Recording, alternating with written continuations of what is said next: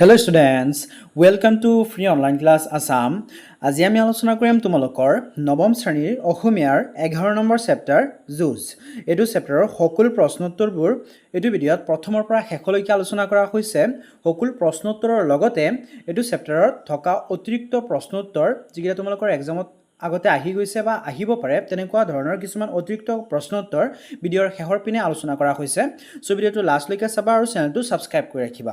So তোমালোকৰ চেপ্টাৰটোৰ নাম হৈছে যুঁজ আৰু লেখকৰ নাম হৈছে ডক্টৰ মৃণাল কলিতা। তোমালোকে চেপ্টাৰটো পঢ়াৰ লগতে লেখকৰ পৰিচয় পঢ়িবা। মই তোমালোকক প্ৰত্যেকটো ভিডিঅ'তে কওঁ যে তোমালোকে চেপ্টাৰ পঢ়াৰ লগতে কবিৰ পৰিচয় পঢ়িবা। কবিৰ পৰিচয়ৰ পৰা ভালেখিনি কুৱেশ্যন এক্সামত আহে। সো তোমালোকে কবিৰ পৰিচয়টো ভালকৈ পঢ়িবা।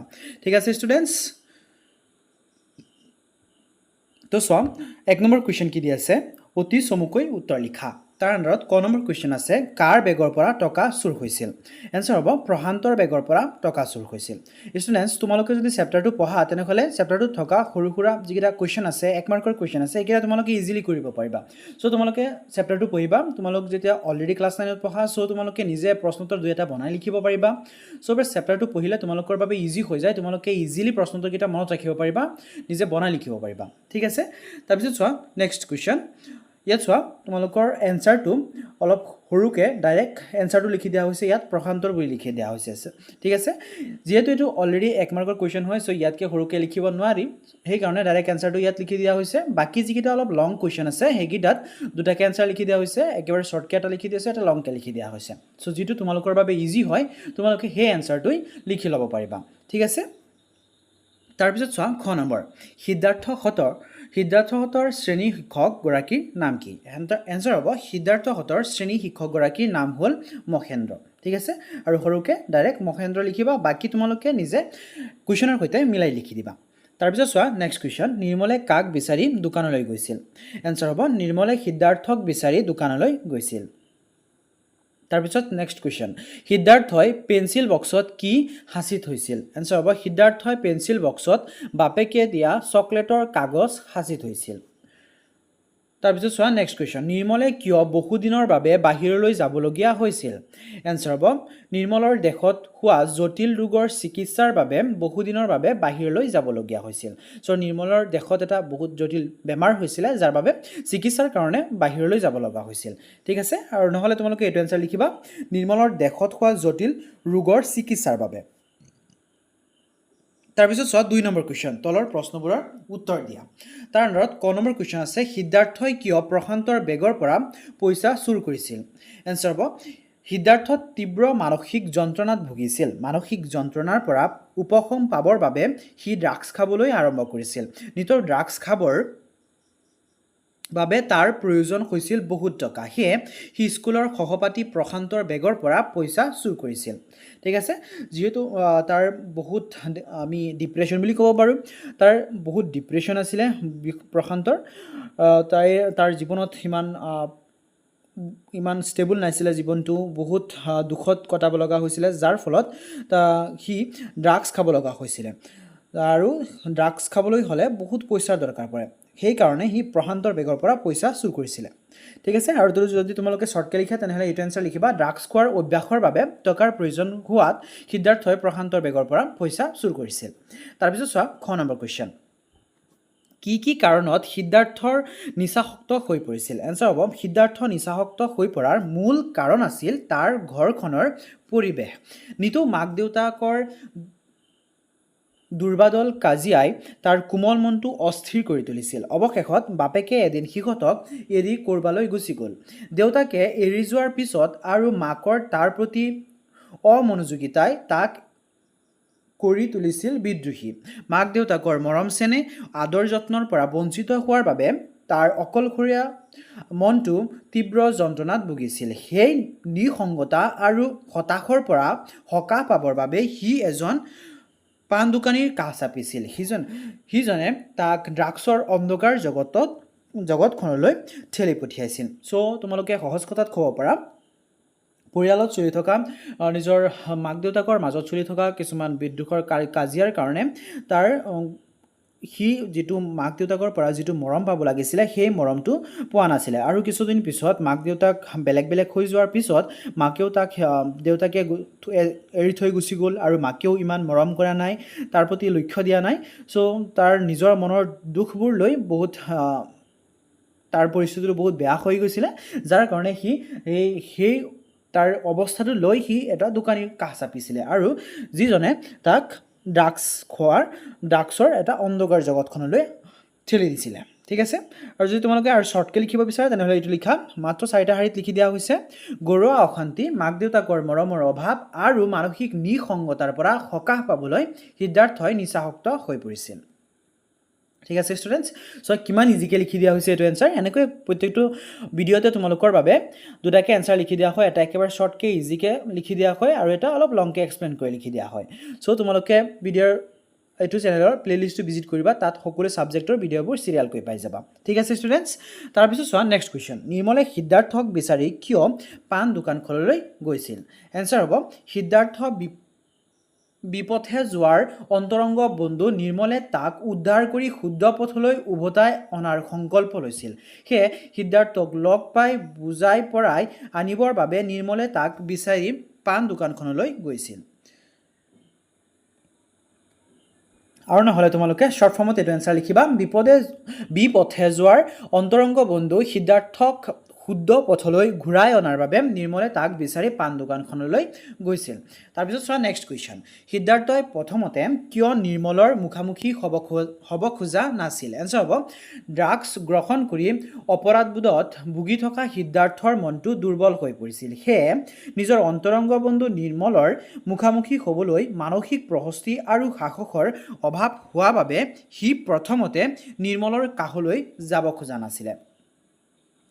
আৰু শ্বৰ্ট ফৰ্মত তোমালোকে এইটো এনচাৰ লিখিবা, অপৰাধবোধ আৰু মানসিক দুৰ্বলতাৰ বাবে সিদ্ধাৰ্থই নিৰ্মলৰ মুখামুখি হ'বলৈ সাহস কৰা নাছিল। তাৰপিছত চোৱা নেক্সট কুৱেশ্যন। নিৰ্মলৰ জটিল ৰোগৰ কথা জানি সিদ্ধাৰ্থই কি কৈছিল? এনচাৰ হ'ব নিৰ্মলৰ জটিল ৰোগৰ কথা জানি সিদ্ধাৰ্থ হতবাক হৈ পৰিছিল। নিৰ্মলে তাক ড্ৰাগছৰ অন্ধকাৰৰ পৰা আঁতৰাই আনি নতুন জীৱন দিছিল বাবে নিৰ্মলে কোৱা সকলো কথা সি সদায় পালন কৰিব বুলি কথা দিছিল। আৰু শ্বৰ্ট ফৰ্মত তোমালোকে এইটো এনচাৰ লিখিবা, নিৰ্মলৰ ৰোগৰ কথা জানি সিদ্ধাৰ্থই নিৰ্মলে কোৱা সকলো কথা সদায় পালন কৰিব বুলি কথা দিছিল। তাৰপিছত চোৱা 3 নম্বৰ কুৱেশ্যন। তোৰ কি হৈছে মোক ক'বই লাগিব সিদ্ধাৰ্থ। নিৰ্মলৰ এই কথাখিনিয়ে সিদ্ধাৰ্থক কেনেকৈ প্ৰভাৱিত কৰিছিল? এনচাৰ হ'ব নিৰ্মলৰ এই কথাষাৰে সিদ্ধাৰ্থৰ মনত গভীৰ প্ৰভাৱ পেলাইছিল। মাক দেউতাকৰ মৰমৰ পৰা বঞ্চিত সিদ্ধাৰ্থই নিৰ্মলৰ এই আদেশ বিশলী কথাষাৰত এক অতি আপোন মানুহৰ মৰম বিচাৰি পাইছিল। ইয়াৰ ফলত দিশহাৰা হৈ পৰা সিদ্ধাৰ্থই জীৱনৰ শুদ্ধ দিশটো বিচাৰি পাইছিল আৰু বিপথগামী পথত থমকি ৰ'বলৈ বাধ্য হৈছিল। আৰু তোমালোকে শ্বৰ্ট ফৰ্মত এনচাৰটো লিখিবা। চোৱা নিৰ্মলৰ এই কথাষাৰত সিদ্ধাৰ্থই অতি আপোন মানুহৰ মৰম বিচাৰি পাইছিল আৰু বিপথগামী পথত থমকি ৰ'বলৈ বাধ্য হৈছিল। চ' নিৰ্মলে যেতিয়া এইটো কথা সুধিছিলে যে তোৰ কি হৈছে মোক ক'বই লাগিব, এইটো কথা শুনি নিৰ্মলৰ বহুত ভাল লাগিছিলে, কিয়নো মাক দেউতাকৰ পৰা এনেকুৱা ধৰণৰ কেতিয়াও মৰম পোৱা নাছিলে। চ' সি নিৰ্মলৰ এই সৰু এটা কথাত মৰম বিচাৰি পাইছিলে, যাৰ কাৰণে সি যিটো বিপথে পৰিচালিত হৈছিল তাৰ পৰা সেইটো পথত স্থগিত হৈছিলে আৰু সেইটো পথত আগবাঢ়ি যোৱা নাই, সি লাহে লাহে ভাল হৈ গৈছিলে। ঠিক আছে, তাৰপিছত চোৱা নেক্সট কুৱেশ্যন। সিদ্ধাৰ্থই কিয় নিসংগতাত ভুগিছিল বুজাই লিখা। এনচাৰ হ'ব মাক দেউতাকৰ ধাৰাবাহিক কাজিয়া আৰু অশান্তিময় ঘৰুৱা পৰিৱেশে সিদ্ধাৰ্থৰ কোমল মনত গভীৰ আঘাত আনিছিল। দেউতাকে ঘৰ এৰি আঁতৰি যোৱাৰ পিছত মাকো তাৰ প্ৰতি সম্পূৰ্ণ উদাসীন হৈ পৰিছিল। পৰিয়ালৰ পৰা পাবলগীয়া আদৰ যত্ন আৰু মৰম স্নেহৰ অভাৱ ঘটাৰ বাবে সিদ্ধাৰ্থই গভীৰ নিসংগতাত ভুগিছিল। আৰু শ্বৰ্ট ফৰ্মত তোমালোকে এইটো এনচাৰ লিখিবা, মাক দেউতাকৰ কাজিয়া, দেউতাকে ঘৰ এৰি যোৱা আৰু মাকৰ উদাসীনতাৰ বাবে মৰম স্নেহৰ অভাৱ হোৱাত সিদ্ধাৰ্থই গভীৰ নিসংগতাত ভুগিছিল। তাৰপিছত চোৱা 5 নম্বৰ কুৱেশ্যন। নিৰ্মলে কেনেদৰে সিদ্ধাৰ্থক ভুল বাটৰ পৰা আঁতৰাই আনিছিল?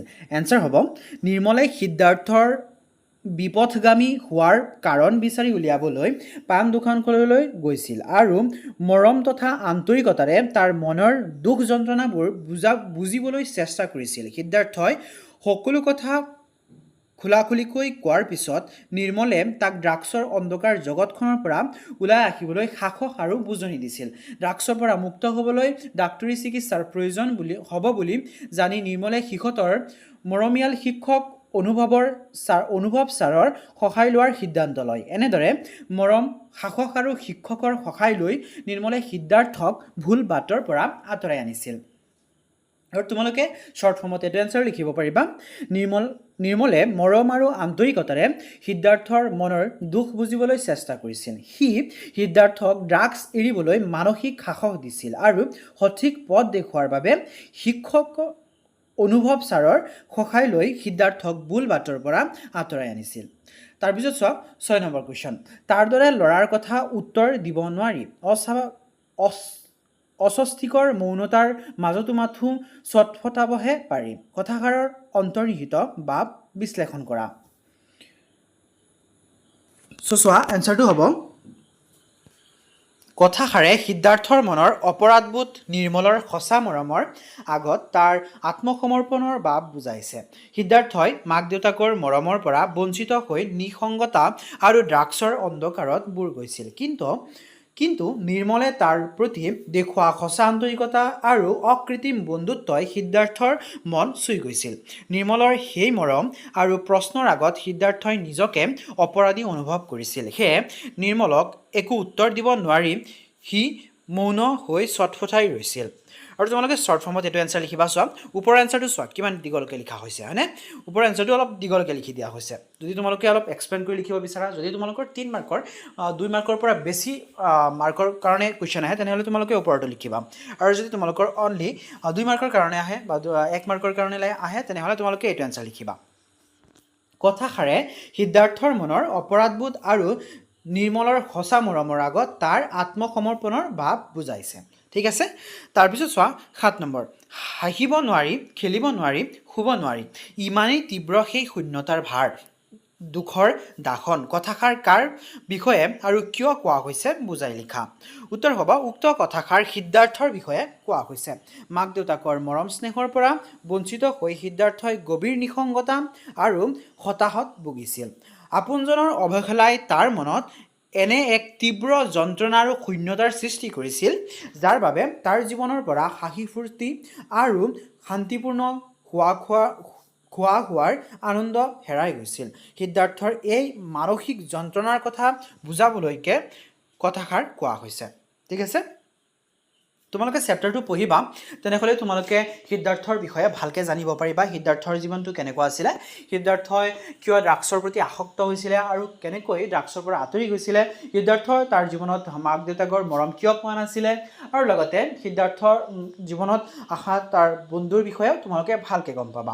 যদি তোমালোকে চেপ্টাৰটো পঢ়া মই চিয়'ৰলি ক'ব পাৰিম তোমালোকে আৰু প্ৰশ্নোত্তৰ মুখস্থ কৰিব নালাগে। তোমালোকৰ চেপ্টাৰটো পঢ়ি ইমান ভাল লাগিব যে তোমালোকে ইজিলি প্ৰশ্নোত্তৰকেইটা তোমালোকে এবাৰ পঢ়িলেই কৰিব পাৰিবা। চ' ষ্টুডেণ্টছ তোমালোকে চেপ্টাৰটো এবাৰ নিশ্চয় পঢ়িবা। ঠিক আছে। তাৰপিছত চোৱা তোমালোকে শ্বৰ্ট ফৰ্মত এইটো এনচাৰ লিখিবা। উক্ত কথাষাৰ সিদ্ধাৰ্থৰ বিষয়ে কোৱা হৈছে। মাক দেউতাকৰ অৱহেলাৰ বাবে সিদ্ধাৰ্থৰ মনত সৃষ্টি হোৱা তীব্ৰ যন্ত্ৰণা আৰু শূন্যতাৰ কথা বুজাবলৈ এই কথাষাৰ কোৱা হৈছে।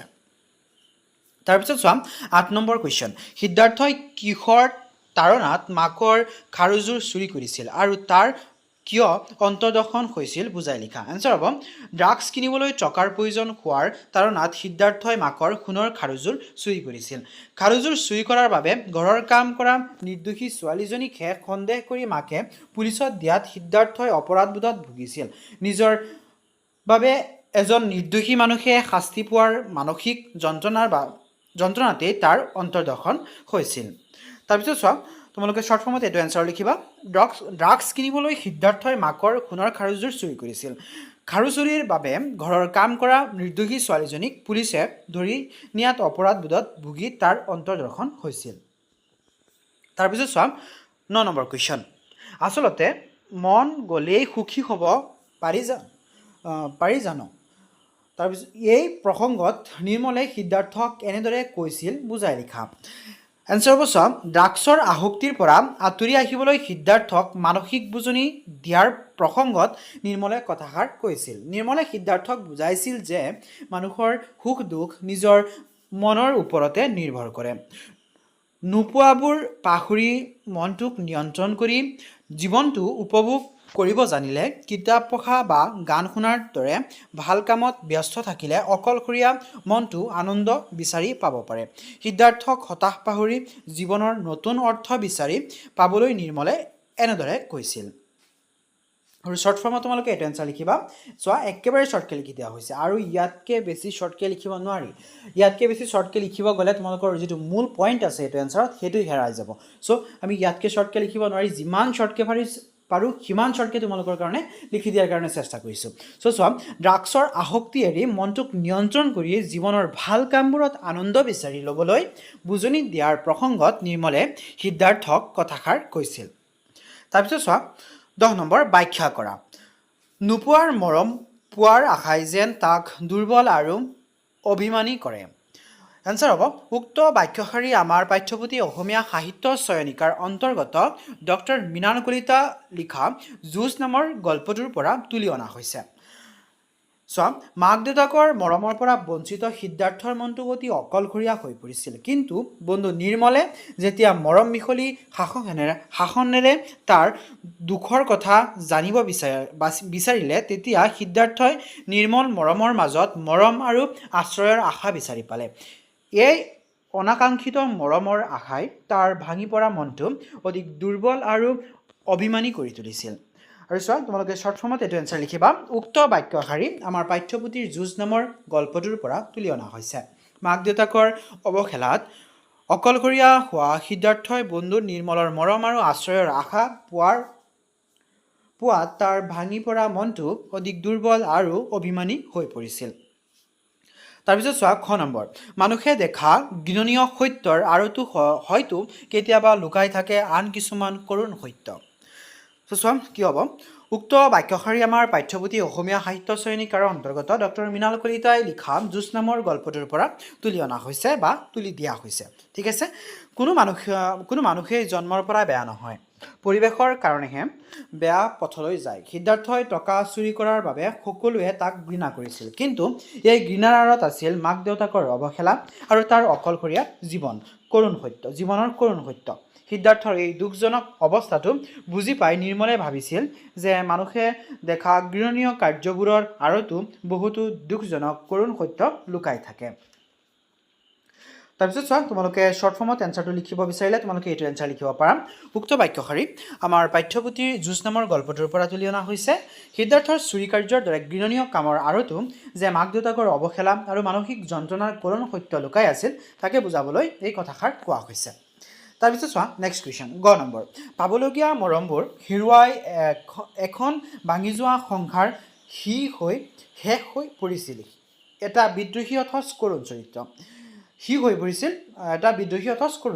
এনচাৰ হ'ব চোৱা উক্ত বাক্যশাৰী আমাৰ পাঠ্যপুথি অসমীয়া সাহিত্য চয়নিকাৰ অন্তৰ্গত ডক্টৰ মৃণাল কলিতাই লিখা যুঁজ নামৰ গল্পটোৰ পৰা তুলি অনা হৈছে মাক দেউতাকৰ ধাৰাবাহিক কাজিয়া দেউতাকে ঘৰ এৰি যোৱা আৰু মাকৰ চৰম অৱহেলাৰ বাবে সিদ্ধাৰ্থই প্ৰাপ্য মৰম স্নেহৰ পৰা বঞ্চিত হৈছিল পৰিয়ালৰ এই অৱহেলাই তাৰ কোমল মনটোক এফালে সংসাৰৰ প্ৰতি বিদ্ৰোহী আৰু আনফালে নিসংগতাৰে ভৰা এক কৰুণ চৰিত্ৰলৈ ৰূপান্তৰ কৰিছিল আৰু শ্বৰ্ট ফৰ্মত তোমালোকে লিখিব বিচাৰিলে ষ্টুডেণ্টছ তোমালোকে এইটো এনচাৰ লিখিবা উক্ত বাক্যশাৰী আমাৰ পাঠ্যপুথিৰ যুঁজ নামৰ গল্পটোৰ পৰা তুলি অনা হৈছে ওপৰৰ যিটো উক্ত বাক্যশাৰী কোনটো পাঠৰ পৰা তুলি অনা হৈছে এইটো যিহেতু ছেইম চেপ্টাৰৰ পৰা তুলি অনা হৈছে ছেইম লেখক হয় চ' তোমালোকে গোটেইকেইটাত এইটো ছেইম লিখিবা বাকীখিনি অলপ বেলেগ হ'ব ঠিক আছে মাক দেউতাকৰ অৱহেলাৰ বাবে মৰম নাপাই সিদ্ধাৰ্থৰ অকলশৰীয়া মনটো বিদ্ৰোহী আৰু কৰুণ হৈ পৰিছিল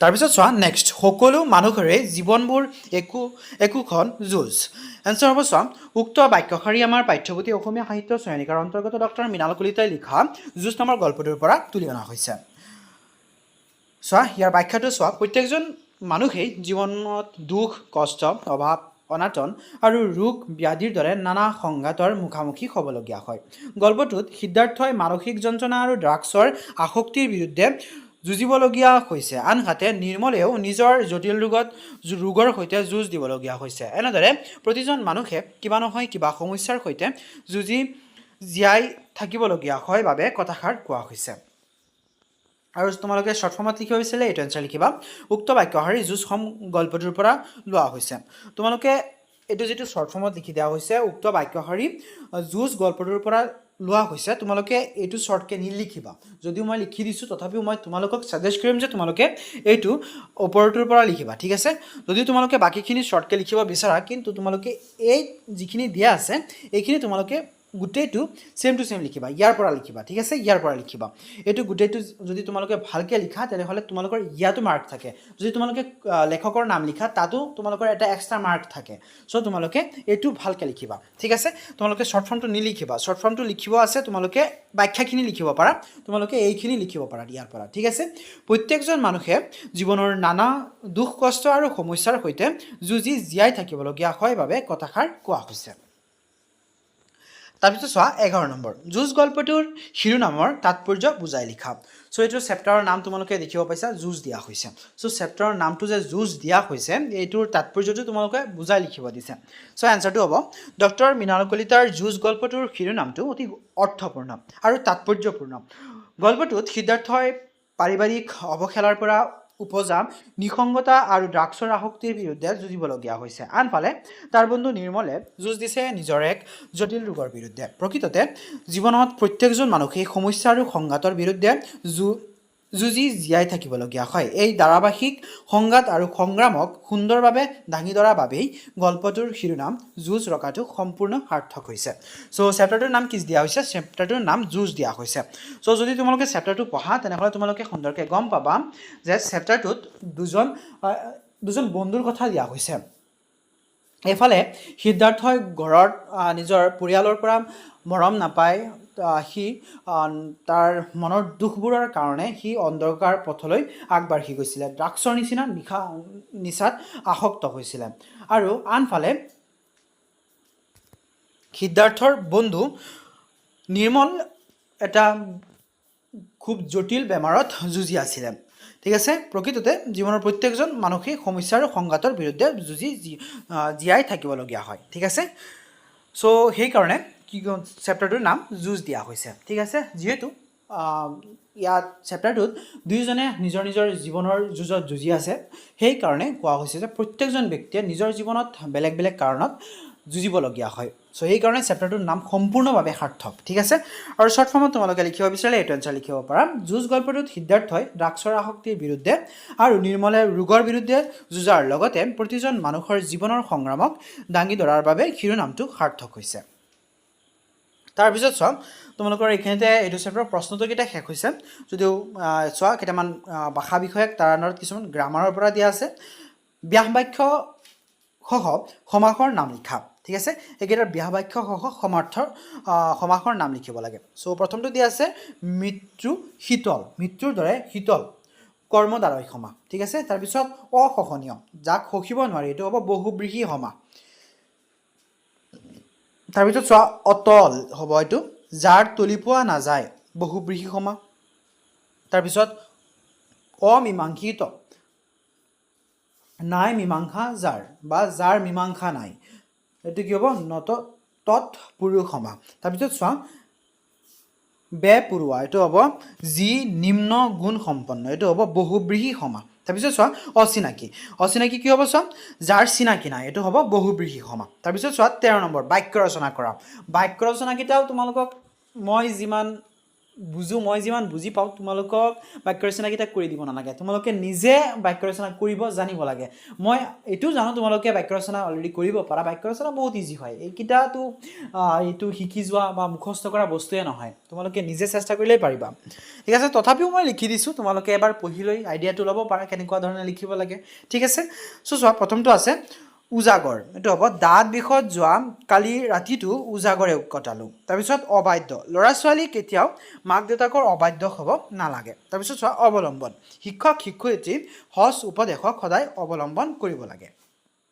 খেৰকুটা বিপদৰ সময়ত সামান্য খেৰকুটা ডালিয়েও কেতিয়াবা উপকাৰ সাধে তাৰপিছত চোৱা সমাৰ্থক শব্দ লিখা সমাৰ্থক শব্দ হৈছে একে অৰ্থ বুজোৱা শব্দ চ' কোনকেইটাৰ সমাৰ্থক শব্দ লিখিব দিছে চোৱা নীৰৱতা বিষাদ স্পষ্টৰ একাকিত্ব তাৰপিছত আন্ধাৰ এইকেইটা কি হ'ব চব নীৰৱতা হ'ব নিস্তব্ধতা তাৰপিছত বিষাদ এইটো হ'ব বেজাৰ বা দুখ তাৰপিছত প্ৰস্তৰ এইটো হ'ব পাথৰ বা শিল তাৰপিছত একাকিত্ব হ'ব নিসংগ বা অকলশৰীয়া তাৰপিছত আন্ধাৰ হ'ব নিশা বা তমসা তাৰপিছত চোৱা 15 নম্বৰ ডক্টৰ মৃণাল কলিতাৰ যুঁজ গল্পটোৰ ড্ৰাগছৰ আসক্ত মানুহৰ প্ৰতি কেনেধৰণৰ মানৱীয় সঁহাৰি দেখুওৱা হৈছে বুজাই লিখা এনচাৰ হ'ব যুঁজ গল্পটোত ড্ৰাগছ আসক্ত মানুহৰ প্ৰতি ঘৃণাৰ পৰিৱৰ্তে সহানুভূতি আৰু মানৱীয় সঁহাৰি দেখুওৱা হৈছে গল্পটোত নিৰ্মলে ড্ৰাগছৰ আসক্তি সিদ্ধাৰ্থক ঘৃণা নকৰি তাৰ বিপদগামী হোৱাৰ কাৰণ বুজিবলৈ চেষ্টা কৰিছিল নিৰ্মলে সিদ্ধাৰ্থক মৰম আৰু শাসনৰ মাধ্যমেৰে ড্ৰাগছৰ কুপ্ৰভাৱ বুজাইছিল আৰু ইয়াৰ পৰা মুক্ত হ'বলৈ ডাক্তৰী চিকিৎসাৰ প্ৰয়োজন হ'ব বুলি জানি শিক্ষকৰ সহায় লৈ তাক বচাবলৈ আগবাঢ়ি আহিছিল লেখকে নিৰ্মলৰ যোগেদি বাৰ্তা দিছে যে ড্ৰাগছ আসক্তসকলক ঘৃণা নকৰি মৰম আৰু মানৱীয় সহানুভূতিৰে শুদ্ধ পথলৈ অনাটো আমাৰ সকলোৰে সামাজিক দায়িত্ব আৰু সেম কুৱেশ্যন তোমালোকে শৰ্ট ফৰ্মত লিখিব হ'লে এইটো লিখিবা যুঁজ গল্পটোত ড্ৰাগছ আসক্ত মানুহক ঘৃণা নকৰি মৰম বুজনি আৰু চিকিৎসাৰ জৰিয়তে ভুল বাটৰ পৰা ঘূৰাই অনাৰ মানৱীয় সঁহাৰি দেখুওৱা হৈছে নিৰ্মলে সিদ্ধাৰ্থক ঘৃণা নকৰি তাৰ দুখ বুজিবলৈ চেষ্টা কৰি চিকিৎসা আৰু শিক্ষকৰ সহায়ত তাক শুদ্ধ পথলৈ আনিছিল তাৰপিছত চোৱা 16 নম্বৰ নিচাসক্ত মানুহৰ প্ৰতি থকা মানৱীয় সঁহাৰি কেনেধৰণৰ হ'ব লাগে নিজৰ কথাৰে লিখা এনচাৰ হ'ব নিচাসক্ত মানুহক ঘৃণা বা অৱহেলা নকৰি মৰম সহানুভূতি আৰু আন্তৰিকতাৰে ঘূৰাই অনা উচিত তেওঁলোকক অপৰাধী বুলি ভাবি আঁতৰাই নাৰাখি ড্ৰাগছৰ কুপ্ৰভাৱৰ বিষয়ে বুজাই আত্মবিশ্বাস বৃদ্ধি কৰাত সহায় কৰিব লাগে লগতে প্ৰয়োজন অনুসৰি চিকিৎসক বা বিশেষজ্ঞৰ সহায় লৈ তেওঁলোকক পুনৰ সমাজৰ মূল সুতিলৈ আনিব লাগে ঠিক আছে ষ্টুডেণ্টছ চোৱা তোমালোকৰ কুৱেশ্যনটোত সুধিছে যে নিচাসক্ত মানুহৰ প্ৰতি থকা মানৱীয় সঁহাৰি কেনেধৰণৰ হ'ব লাগে চ' নিচাসক্ত মানুহৰ প্ৰতি আমাৰ নিজৰ মানৱীয়তা কেনেধৰণৰ হ'ব লাগে নিচাসক্ত মানুহৰ প্ৰতি আমাৰ ব্যৱহাৰ কেনেধৰণৰ হ'ব লাগে চ' নিচাসক্ত মানুহ এনেই নিচাসক্ত হৈ নাযায় এটা ভাল মানুহ যাৰ জীৱনত কোনো ধৰণৰ দুখ নাই তেনেকুৱা ধৰণৰ মানুহ আচলতে নিচাসক্ত হৈ নাযায় নিচাসক্ত হোৱাৰ পিছতো যদি তোমালোকে চেপ্টাৰটো পঢ়িছা তেনেহ'লে তোমালোকে সিদ্ধাৰ্থৰ কাহিনীটো গম পাইছা তেনেকৈ প্ৰত্যেকজন মানুহৰ জীৱনতে কোনো এটা কাহিনী থাকে যিটো কাৰো লগত শ্বেয়াৰ কৰিব নোৱাৰে নিজৰ মাজতে মনতে বন্দি ৰাখি কাহিনীটো নিজৰ মনতে আবদ্ধ কৰি ৰাখিব নোৱাৰি লাষ্টত শেষত গৈ নিচা আসক্তিৰ ৰাস্তালৈ আগবাঢ়ি যায় চ' আমি মানুহৰ তেনেধৰণৰ নিচাসক্ত মানুহৰ আঁৰৰ কাহিনীটো কিহৰ কাৰণে তেনেকুৱা পৰিস্থিতিলৈ গৈছে আমি সেইটো বুজিব লাগে আৰু নিচাসক্ত মানুহসকলেও নিজেও জানে যে এইটো কোনো ভাল ৰাস্তা নহয় এইটো নিচাসক্ত হ'লে নিজৰ স্বাস্থ্যৰ লগতে টকা ধন সম্পত্তিৰ সকলোতে ক্ষতি তথাপিও সিহঁতে সেইটো ৰাস্তাৰ পৰা এবাৰ গুচি গ'লে আঁতৰি আহিব নোৱাৰে চ' আমি সকলো সময়তে তেনেকুৱা ধৰণৰ মানুহৰ লগত সৎব্যৱহাৰ কৰিব লাগে আমি যিমান পাৰোঁ সিমান বুজনি দিবৰ কাৰণে চেষ্টা কৰিব লাগে তেওঁৰ মনৰ কথাটো বুজিবৰ কাৰণে চেষ্টা কৰিব লাগে আৰু লগতে তেওঁলোকক ভাল পৰামৰ্শ দি সেইটো বেয়া ৰাস্তাৰ পৰা আঁতৰাই আনিব লাগে ঠিক আছে ষ্টুডেণ্টছ তাৰপিছত চোৱা ষ্টুডেণ্টছ তোমালোকে শ্বৰ্ট ফৰ্মত লিখিব বিচাৰিলে এইটো এনচাৰ লিখি দিব পাৰা নিচাসক্ত মানুহক ঘৃণা নকৰি মৰম সহানুভূতি আৰু চিকিৎসাৰ জৰিয়তে শুদ্ধ পথলৈ অনা উচিত তাৰপিছত চোৱা অতিৰিক্ত প্ৰশ্ন উত্তৰ মই তোমালোকক ভিডিঅ'ৰ প্ৰথমতেই কৈছিলোঁ যে তোমালোকৰ